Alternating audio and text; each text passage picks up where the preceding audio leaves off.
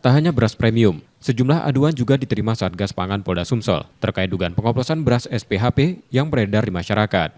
Selama hampir 3 bulan sejak 30 April 2025, distribusi beras SPHP sempat dihentikan. Kondisi ini diduga dimanfaatkan oknum tidak bertanggung jawab untuk mengoplos beras dan menjualnya sebagai beras SPHP.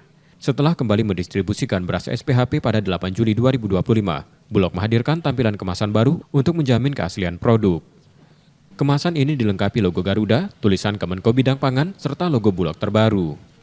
Masyarakat diimbau untuk membeli beras SPHP kemasan 5 kg dengan desain baru ini sebagai langkah antisipasi terhadap produk palsu. Kita agak luas salurannya itu. Nah, sekarang sudah diperkecil oleh Bappenas bahwasanya rumah pangan kita, toko-toko yang ada di kelurahan di desa itu tidak lagi boleh membeli beras SPHP. Hanya boleh itu pasar-pasar rakyat, GPM,